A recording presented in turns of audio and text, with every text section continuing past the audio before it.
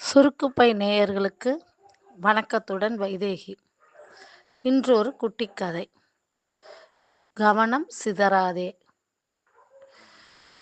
ஒரு காடு, பெரும் அடர்ந்த காடு. அந்த காட்டில் ஒரு கருவுற்ற மான். அது குட்டி போடக்கூடிய நேரம் வந்தாச்சு. அதுக்கு வழி தாங்க முடியல. அங்கே இங்கே ஓடுது. நல்ல இடத்துல நம்ம குட்டியை போடணும்னு சொல்லிட்டு இடம் தேடுது.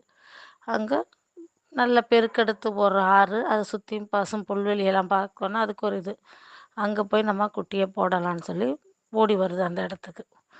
நல்லா பாய்ந்து ஓடி வர நேரம் மழையும் இருண்டுட்டு வருது. மலைக்குள்ள இது இருண்டு அந்த சூழ்நிலை மாறுது. இந்த புல்வெளியில் கிட்ட வரும்போது அங்கே ஒரு மரத்துக்கிட்ட ஒரு வேடை நிற்கிறான், அம்பு வச்சுட்டு. அம்பு வச்சு நிற்கிறான். இந்த பக்கம் தப்பிச்சு போடலான்னு இந்த பக்கம் போனால் அங்கே ஒரு புலி நிற்கிது. பின்னாடி பெருக்கெடுத்து ஓடுற ஆறு. ஒரு பக்கம் வேடை நிற்கிறான், ஒரு பக்கம் புலி நிற்கிது. நேராக போகலான்னு பார்த்தா அந்த பக்கம் எங்கிருந்தோ பற்றி எரிந்து வர்ற அந்த காட்டில் வர காட்டு தீ. மானுக்கு என்ன செய்யறதுன்னு தெரியல. சுற்றியும் இப்படி இருக்குது. அதுக்கு வேறு எதுலேயுமே கவனம் இல்லை. அதோட ஒரே கவனம் நம்ம கன்றுவை நல்லபடியாக பெற்று எடுக்கணும். குட்டியை நல்லபடியாக போட்டு வெளியே கொண்டு வந்துடணும். குட்டி பாதுகாப்பாக கொண்டு வரணும். அதில் தான் அதோட கவனம் இருந்தது. சுற்றி இருக்க எதுலேயுமே அது கவனம் போகலை. அது வேறு எதுலேயுமே கவனம் செதறாமல் குட்டியை நல்லபடியாக பெற்றெடுக்கணும்னு சொல்லி அந்த முடிவுலேயே இருக்குது. மேலே இருண்டுட்டு வந்த மலைக்குள்ள அந்த இது என்னன்னா மின்னல், பயங்கர மின்னல். ஒரு மின்னல் வந்து தாக்கணுன்னா வேடனோட கண்ணில் மின்னல் அடிச்சிச்சு.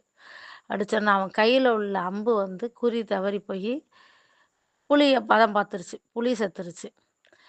அந்த மலை மேகம் திரண்டு வந்த மழை பொழிய ஆரம்பித்தோன்னா காட்டு தீ அணைஞ்சிருச்சு. அந்த மழை பெய்ய பெய்ய காட்டு தீ அணைஞ்சிருச்சு. வேடனுக்கு கண்ணில் மின்னல் தாக்கி விழுந்துட்டான். இங்கே புளியும் செத்துருச்சு. மான் அழகான குட்டியும் ஈன்றுச்சு. அந்த மானோட கவனம் இந்த பக்கம் வேடன் இருக்கான், இந்த பக்கம் புலி இருக்குன்னு சொல்லிட்டு அது திசை மாறி எங்கேயோ ஓட போனால் எதுலேயோ ஒன்றில் மாட்டியிருக்கும்.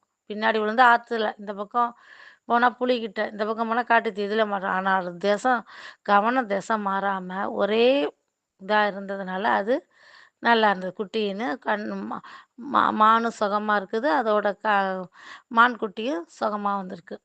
இதே போல் தான் நம்மளோட வாழ்க்கையில் நிறைய பிரச்சனையை பார்த்துருப்போம். பிரச்சனையிலே இருப்போம். இன்னும் எத்தனையோ பிரச்சனை வரும். நம்ம உயிரோடு இருக்கவரை எத்தனையோ பிரச்சனை வரும். ஆனால் எதுவுலேயும் நம்ம கவனம் செலுத்தணும். நம்ம என்ன குறிக்கோளை வச்சுருக்கோமோ, என்ன நோக்கம் வச்சுருக்கோமோ அதில் மட்டும் நம்ம கவனத்தை செலுத்தணும். நம்ம சுற்றி உள்ளதுலலாம் கவனம் சிதற விடாமல் இருந்தாலே நம்ம வாழ்க்கையில் வெற்றி பெற்றுருவோம். இந்த கதை பிடிச்சிருக்கா உங்களுக்கு? பிடிச்சிருந்தா எனக்கு ஒரு லைக் பண்ணுங்கள்.